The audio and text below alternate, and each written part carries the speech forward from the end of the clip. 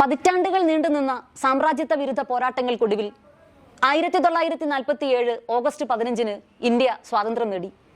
സ്വതന്ത്ര ഭാരതത്തിന്റെ പ്രഥമ പ്രധാനമന്ത്രിയായി പണ്ഡിറ്റ് ജവഹർലാൽ നെഹ്റു അധികാരമേറ്റെടുത്തു. ആ പ്രധാനമന്ത്രി കസേരയിൽ ഇരുന്നു കൊണ്ട് നെഹ്റു ആഗ്രഹിച്ചത് ഇന്ത്യക്കാരെ ഭരിക്കാൻ ഇന്ത്യക്കാരാൽ തിരഞ്ഞെടുക്കപ്പെട്ട ഒരു സർക്കാർ ഉണ്ടാകണം എന്നാണ്.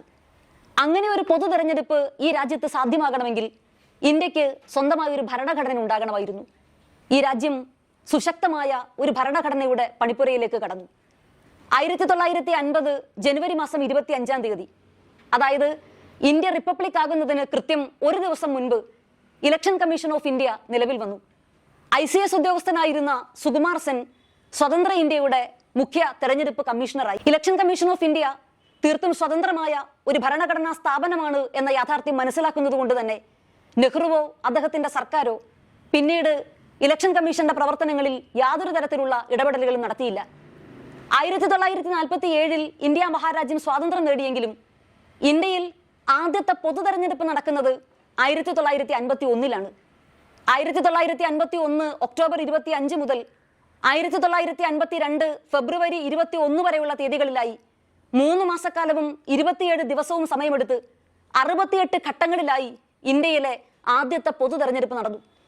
അന്ന് ഇന്ത്യയിലെ ആകെ ജനസംഖ്യ ഏകദേശം 36.5 കോടിയാണ്. അതിൽ 17,33,00,000 പേരാണ് സമ്മതിദാനാവകാശം നേടിയത്. അതിൽ തന്നെ 13 കോടിയോളം പേർ താൻ വോട്ട് ചെയ്യാൻ പോകുന്ന സ്ഥാനാർത്ഥിയുടെ പേരെന്താണ് എന്നുള്ളത് പോലും വായിച്ചു മനസ്സിലാക്കാൻ കഴിവില്ലാത്ത നിരക്ഷരരായിരുന്നു. ഈ രാജ്യത്ത് പട്ടിണിയും പട്ടിണി മരണങ്ങളും സർവ്വസാധാരണമായിട്ടുള്ള ഒരു കാര്യം മാത്രമായിരുന്നു. വിഭജനത്തിന്റെ മുറിവുകൾ ഇവിടെ ഉണങ്ങിയിട്ടുണ്ടായിരുന്നില്ല. ഇത്രയേറെ സങ്കീർണമായ ഒരു സാഹചര്യത്തിലാണ് ഇന്ത്യയിലെ ആദ്യത്തെ പൊതു തെരഞ്ഞെടുപ്പ് നടക്കുന്നത്.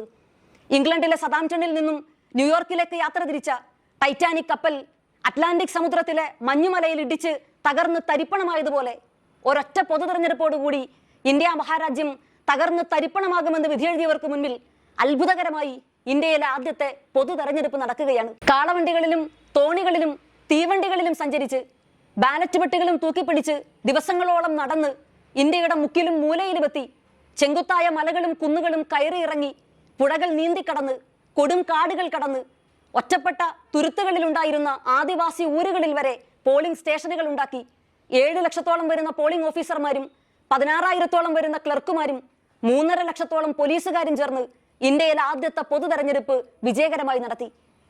45% വോട്ടുകളും 368 സീറ്റുകളും നേടി പണ്ഡിറ്റ് ജവഹർലാൽ നെഹ്റു ഇന്ത്യയുടെ ആദ്യത്തെ തിരഞ്ഞെടുക്കപ്പെട്ട പ്രധാനമന്ത്രിയായി.